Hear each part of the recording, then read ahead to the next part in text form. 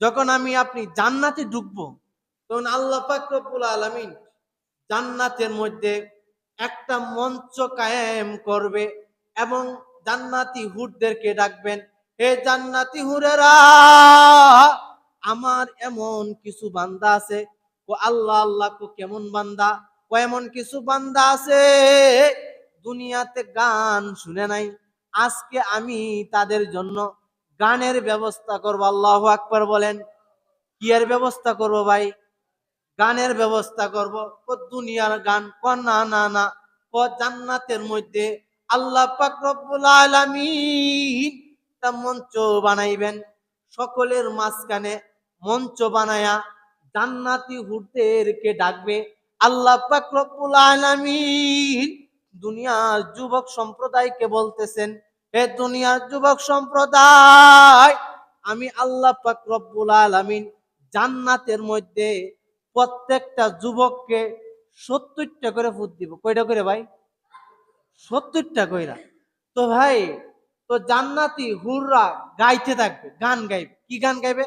নাহনুল খালিদাতু ফালা নাবিদু ওয়া নাহনুন নাইমাতু ফালা নাবআসু ওয়া নাহনুর রাদিয়াতু ফালা নাসকাতু তুবা লিমান কানা লানা ওয়া কুন্না লাহু।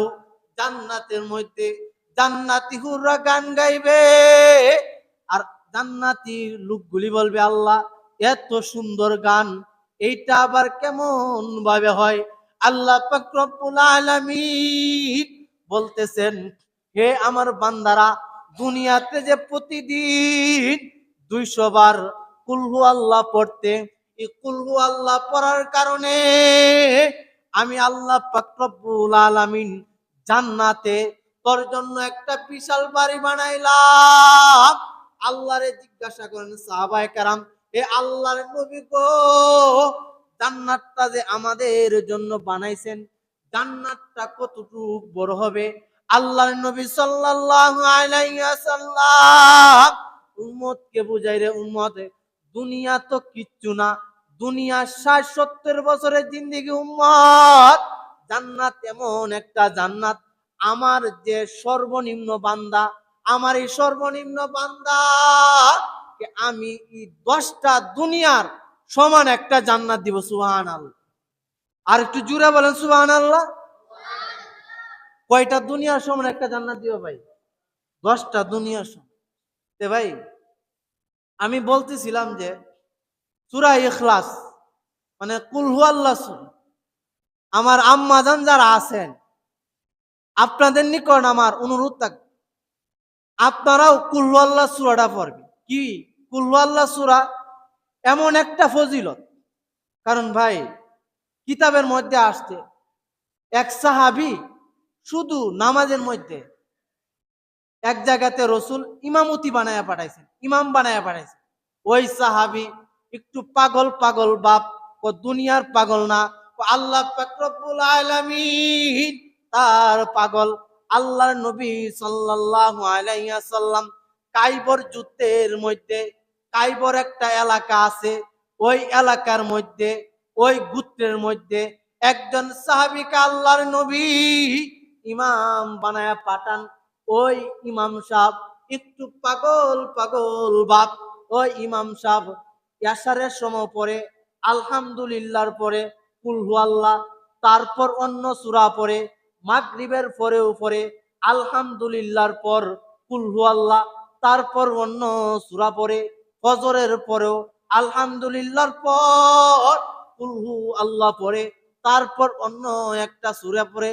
আল্লাহর নবীর সাহাবায়ে কেরাম রাসূলের নিকট গিয়ে বলেন, আল্লাহর নবী গো, আপনি এমন একটা ইমাম নিয়োগ করে দিয়েছেন যে ইমামটা মাগরিবের নামাজেও কুল হুয়াল্লাহ পড়ে, মাগরিবের দ্বিতীয় রাকাতেও কুল হুয়াল্লাহ পড়ে, ইশারের প্রথম রাকাতেও আল্লাহর নবী কুল হুয়াল্লাহ পড়ে, দ্বিতীয় রাকাতেও আল্লাহর নবী কুল হুয়াল্লাহ পড়ে, ফজরের প্রথম রাকাতে আল্লাহর নবী কুল হুয়াল্লাহ পড়ে, দ্বিতীয় রাকাতেও কুল হুয়াল্লাহ পড়ে।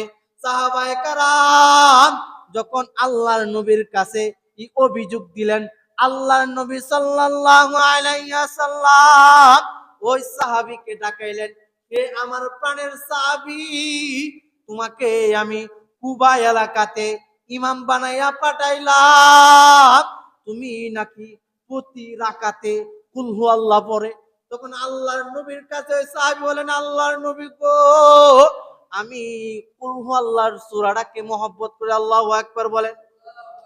আল্লাহর নবী সাল্লাল্লাহু আলাইহি ওয়াসাল্লাম ওই সাহাবীকে বলেন, হে আমার প্রাণের সাহাবী, তুমি সূরাকে মহব্বত করার কারণে, এই সূরাকে ভালোবাসার কারণে আল্লাহ পাক রব্বুল আলামিন তোমার জন্য জান্নাতে একটা বাড়ি বানাইয়া রাখছে। সুবহানাল্লাহ। বাড়িটা কোন বানাইছে ভাই? এই জন্য রাসূল উম্মতকে বলেন, হে আমার উম্মত, প্রতিদিন কুল হু আল্লাহ সূরা 3 বার পাঠ কর। হ্যাঁ, আর প্রতিদিন যদি সম্ভব হয় তাহলে কুল হু আল্লাহ সূরাটা প্রতিদিন 200 বার পাঠ কর। কয়শো বার ভাই? 200 বার পাঠ করলে আল্লাহ কি দিব ভাই? কি দিব জান্নাতে ভাই? জান্নাতে একটা বড় একটা বাড়ি দিব। এই জন্য ভাই আমরা প্রতিদিন 200 বার কুল হু আল্লাহ সূরা পড়ার চেষ্টা করব তো ইনশাআল্লাহ। আর একটু জোরে এখন ইনশাআল্লাহ। এই জন্য ভাই এই সূরাটা এমন একটা দামি সূরা। দেখেন ভাই, আমরা হইলাম সেই জামানার নবীর উম্মত। আজকে কিয়ামতের আগে মসজিদগুলি টাইস করা হইব, প্রতিযোগিতা লাগবে মসজিদে মসজিদে। কি লাগবো ভাই?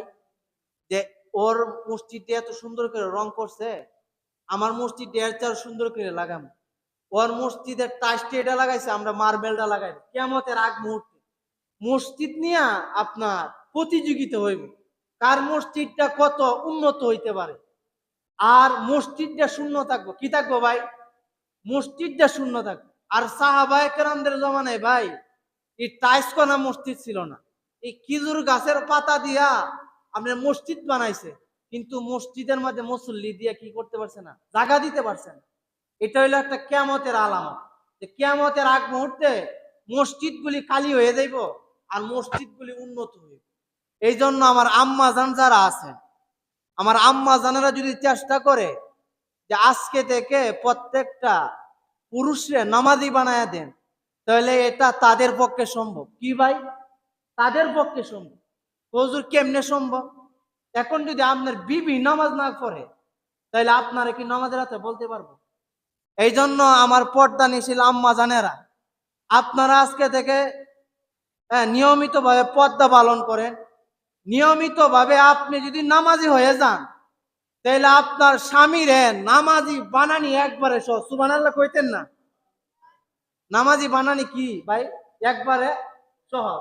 আপনি নামাজ পড়েন, আপনার স্বামী যদি নামাজ না পড়ে, প্রতিদিন আমার আম্মা জানদেরকে বলতেছি যে প্রতিদিন আপনি জিজ্ঞাসা করবেন, আপনি ইয়াশারের নামাজ কোন জায়গাতে পড়ছেন, আসর পড়ছেন কিনা, মাগরিব পড়ছেন কিনা। রাত্রে যখন ঘরে আসবো তখন জিজ্ঞাসা করবেন যে ইয়াশার নামাজ পড়ছেন আপনি, আজকে 5 ওয়াক্ত নামাজ ঠিক মতো পড়ছেন তো? যদি বলে না পড়ছি না, তাহলে আম্মা জানেরা আপনারা বালিশটা দিয়ে কইবেন যে বারিন্দাত ঘুমাইন গে যায়। কি কইবেন? যে বারিন্দাত ঘুমাইন গে যায়। বেনামাজি আমার সাথে থাকতে পারতো না। আল্লাহু আকবার কইতেন না? নামাজ দেখবেন নামাজ কারেক্ট। এই জন্য আমার মা বোন যারা আছে, যদি প্রতিদিন একটা হিসাব নিবেন যে নামাজ পড়ছে কি। যদি কোন নামাজ পড়ছি না, তাহলে কইবেন যে বালিশটা হলে বারিন্দাত ঘুমাইন গে। দেখবেন নামাজ যে কারেক্ট, মসজিদে মুসল্লি আসতো, মসজিদে মুসল্লি আটতো না নামাজে। এই জন্য আমার পর্দানিশীল মা বোনদের কিছু দায়িত্ব আছে, তাদের প্রয়োজন আছে। মসজিদের ইমাম সাহেব দায়িত্ব তো আছে, আমার আম্মা জানদেরও দায়িত্ব আছে, তাদেরকে মসজিদের প্রতি আকর্ষণ করা। আপনার স্বামী বলবে আমার লুঙ্গি না থাক, আপনি যদি বলেন আমি 1 ডজন লুঙ্গি আরো বার করে রাখছি, আপনি ওইটা করে নামাজে যান, তাহলে নামাজ ছাড়া থাকতে পারবো ভাই? নামাজ ছাড়া থাকতে পারতো না। এই জন্য ভাই কথা বলতেছিলাম যে কুল হু আল্লাহ সূরা এটা এমন একটা দামি সূরা যে আল্লাহর নবী সাল্লাল্লাহু আলাইহি ওয়াসাল্লাম বলতেছে, উম্মত তোমরা এই সূরাটাকে বেশি বেশি মহব্বত করো। তুমি যদি সূরাটারে বেশি মহব্বত করো, এই কুল আল্লাহর সূরাকে মহব্বত করার কারণে আল্লাহ পাক রব্বুল আলামিন আপনাকে আমাকে মাফ করে দিতে পারেন। সুবহানাল্লাহ।